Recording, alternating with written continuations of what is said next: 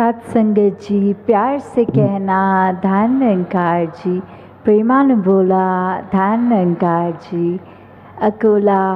के इस प्रांगण में जहाँ सभी एकत्रित हुए हैं आज,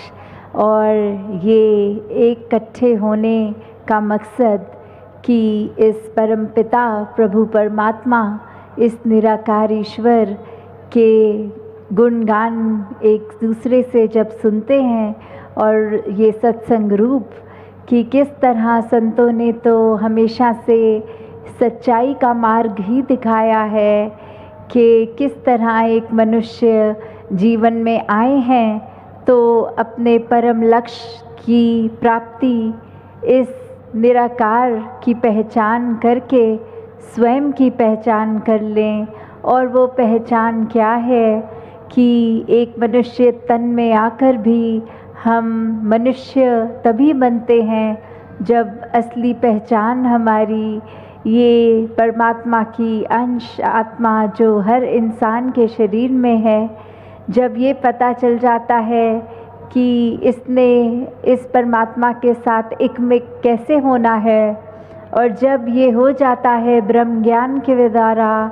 जो हर धर्म ग्रंथ में लिखा है कि ये होना संभव है और जीते जी ही होना संभव है, तो कैसे ये ब्रह्म ज्ञान की दात जब हिस्से में आ जाती है तो वाकई ही मनुष्य फिर एक मानवीय गुणों से भर जाता है, ह्यूमन वैल्यूज से भर जाता है। फिर जीते जी हर पल इस परमात्मा में ही एक लगन लग जाती है, और सारे कार्य जो पूरे दिन में खाना पीना उठना बैठना सोते जागते हर समय फिर ये परमात्मा साथ ही याद रहता है। कोई अलग भक्ति के लिए समय निर्धारित नहीं करना पड़ता, क्योंकि हर कार्य करते करते सहज में साथ ही ये भक्ति भी होती जाती है।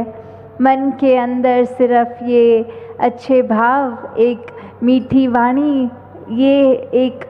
हमारी आदत बन जाती है, ये फितरत बन जाती है। ये फिर एक कुछ पलों के लिए अच्छी एक नाटक की तरह नहीं कि किसी के सामने आ रहे हैं तो अच्छे पेश आए, नहीं, वो एक अच्छाई हमारी पहचान बन जाती है। तो कैसे हर कोई आज भी सत्संग में जहाँ यही मैसेज दे रहा है कि हरि पहिला रे मी हरि पहिला रे, कि कैसे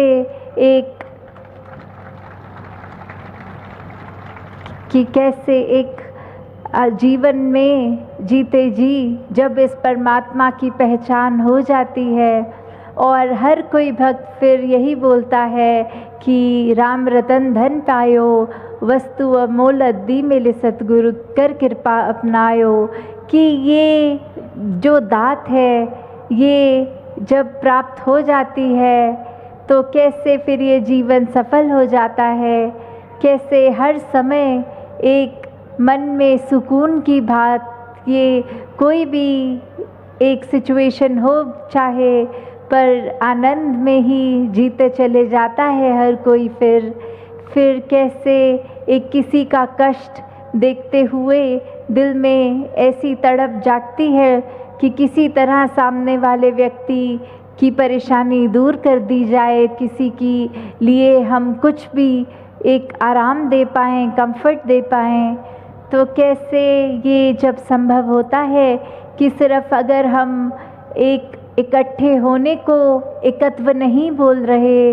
हम बोल रहे हैं कि इस परमात्मा से पहले एक हो जाएंगे जब, तो फिर ये एकला जाना एकला माना एक वाह, कि कैसे एक परमात्मा के साथ जब एक मिक हो जाते हैं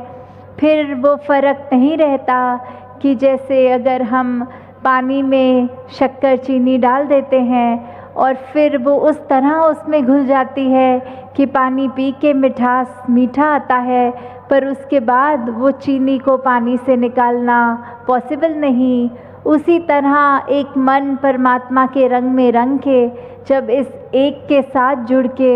एक हो जाता है तो दिलों से नफ़रत, वैर, ईर्ष्या की दीवारें ये टूट जाती हैं, और कैसे फिर ये एकत्व स्थापित होता है। जब अपना एकत्व परमात्मा से स्थापित हो गया तो पूरे संसार में फिर एकत्व की बात सिर्फ मुंह से ही नहीं, एक कर्म में भी इंसान फिर एक होते हैं। फिर कोई जाति पाति, ऊंच नीच, ये वैर विरोध, ये इस तरह से कोई बायसनेस मन में कि वो इस राज्य के हैं, वो इस देश के हैं, हमारी जाति ऊंची उनकी नीची, ऐसे मन के भाव सब दूर हो जाते हैं। क्योंकि जब परमात्मा एक, तो परमात्मा की हर एक चीज़ जो परमात्मा ने बनाई उससे भी उतना ही प्यार होता है। क्योंकि एक अगर हम परमात्मा को मानते हैं तो परमात्मा की बात भी माने। सारे धर्म ग्रंथों में जहाँ भी हमारी आस्था है, अगर हम खोल के देखें तो यही हर किसी गुरु पीर पैगंबर ने सिखाया है कि किस तरह एक जीवन को जीने के लिए इस परमात्मा की पहचान करके किसी के भी दिल को ना दुखाया जाए, किसी को भी ऐसा नफ़रत का भाव किसी के लिए मन पे ना आए, और अपना भी स्वभाव हर किसी का ऐसा बन जाए कि अपने आप को हम ये एक नीचे सबसे एक हम्बल भावना से, एक नम्रता से देखें कि बाकी सब हमसे ज़्यादा श्रेष्ठ हैं। और अगर कोई गलती हमसे भी किसी के प्रति होती है तो ये दिल, ये ज़ुबान उसी समय ये क्षमाशील हो जाता है, एक अकड़ में नहीं रहता। क्योंकि जब अहंकार या अकड़ ये आ जाती है जीवन में तो फिर हमने अनेकों बार भी देखा है कि जब आंधी आती है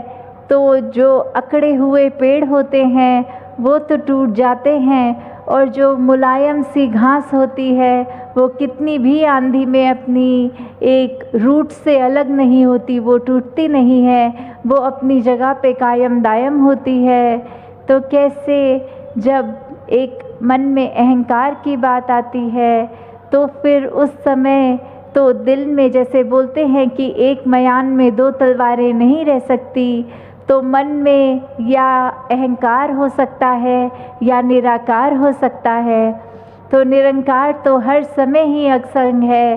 सिर्फ वो हमारी कमी है कि हम ये बुराइयों को अपने मन पे हावी होने देते हैं। तो जिस समय भी ये परमात्मा का ध्यान मन से निकलता है उसी समय ये बुरी चीज़ें, नेगेटिव थॉट्स हमें घेर लेते हैं। तो जो भी अगर आए भी ख्याल तो किस तरह फिर इसी परमात्मा से जुड़कर ये सिमरन रूप से, सेवा रूप से, सत्संग रूप से फिर ये बुरे ख्याल भी निकल जाते हैं, और फिर एक एक इंसान, हर कोई ये दिल से ही इस परमात्मा की लगन में लग जाता है। फिर ये किसी को बोलना नहीं पड़ता कि परमात्मा के प्रार्थना करो, वो दिल हमेशा एक उस तरह ही परमात्मा मोड पे है कि प्रार्थना चलती रहती है दिल से, बस प्रेमा भक्ति, ये प्यार इस परमात्मा के लिए एक कायम रहता है। तो कैसे जब हम कभी भी देखें कि एक संसार में एक हम भाव अगर प्यार का रखते हैं तो जीवन बहुत ही सहज हो जाता है, क्योंकि हम हमेशा दूसरों को पहल देते हैं, हम हमेशा एक किसी और की तरक्की होने पर उदास नहीं होते, हर एक की खुशी में खुश रहते हैं। और कैसे ये अरदास, ये प्रार्थना, ये दुआ पूरी मानवता के लिए होती है कि हर कोई सुखी हो। क्योंकि जैसे हम देखते भी हैं कि अगर हम रात को सोए हुए हों और भले हमारा घर एकदम शांत हो, पर अगर पड़ोसी के घर में एक ज़ोर से कोई लड़ाई कर रहा हो तो कैसे उनकी आवाज़ों से हम भी तंग होते हैं, हमारी नींद भी टूटती है, हम भी चैन से फिर नहीं रह सकते। तो कैसे एक पड़ोसी के घर में भी ये हमें अपने आप को उस तरह से काम में लाना है कि हर कोई सुखी हो। जब साथ वाला पड़ोसी चैन से सोएगा तो हम भी सोएंगे। जैसे एक बाइबल में भी लव दाई नेबर की बात आती है कि अपने पड़ोसी से एक दिल से प्यार हो, तो ये पड़ोसी सिर्फ